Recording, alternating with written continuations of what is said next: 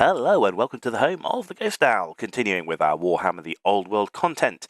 So we're trying to improve the quality. I know a few of you have said that the volume in the previous videos was a little bit low, so clearly the microphone on the laptop is not up to it. I've bought a headset and microphone for the laptop to hopefully improve the sound volume, so let me know if this is any better. As I said, we've got a few weeks to go before I'm back to my proper PC setup. So it's a short video today. We're on to the psychology section of the main rulebook, which is surprisingly small. I was expecting there to be a whole bunch of things in their psychology, but it seems like a lot of it is elsewhere in the book. So this one is going to be a short video, but we're going to be getting onto some meaty stuff after this, which is those universal special rules, and they're going to be pretty interesting. So up today, psychology.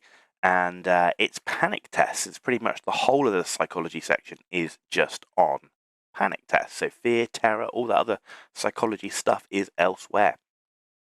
So having a panic test, you roll 2d6 and you test against the unit's leadership.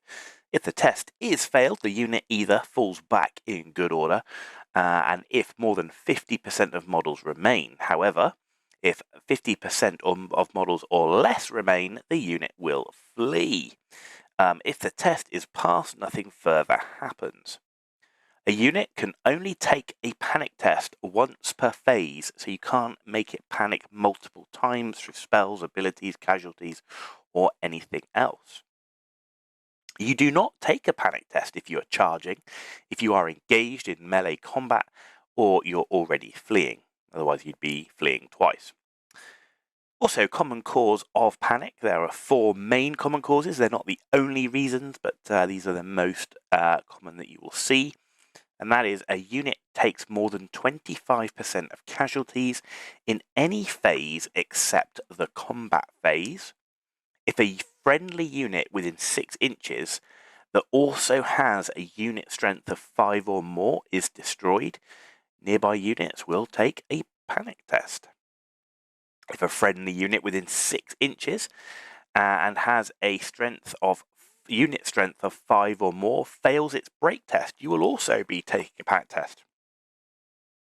So certainly something to be thinking about when you're thinking about units which are going to be used as bait, if you're trying to bait some charges, or you've got some sort of smaller light skirmishing units. If it does have a strength of 5 or more and it does run away, you need to think about the distances that they are to your own units.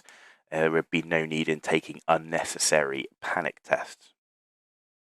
The other thing that you can also have is if a friendly unit flees or falls back in good order through another friendly unit. So you need, again, thinking about those maybe smaller units or skirmish units or something like that that would be looking to bait an enemy to go after them and charge, pursue, anything like that.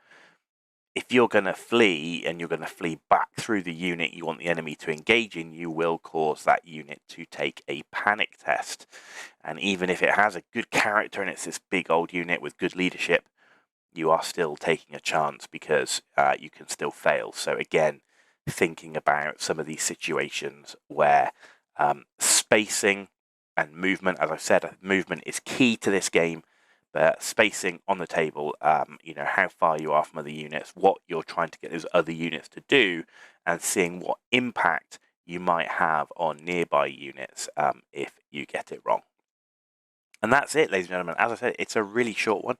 Surprisingly short. I was expecting there to be other things in psychology, but it's not. It's just about panic tests. So after this, as I say, we're going to be getting into the universal special rules. There's lots of them. They're pretty key to every unit out there and assessing which units are probably going to be higher up the tier list compared to others. So next few episodes are going to be really, really interesting as we look and pick out those special rules which are going to be the ones that you want on your units. Hope you found this video useful. If you did, give it a thumbs up. If you didn't, give it a thumbs down. Let me know why in the comments down below. And as always, if you want to see more content, hit that subscribe button. Totally free for you to do. It means a lot for me, so thank you for that in advance. Keep that feedback coming. I can only improve if you tell me what to improve. So thank you for letting me know the volume was low. because it allows me to go back and see if I can do something different. This time I have spent money on equipment to try and improve the situation, although I am stuck with a laptop. You've been watching The Ghost Owl, and I'll see you all very, very soon.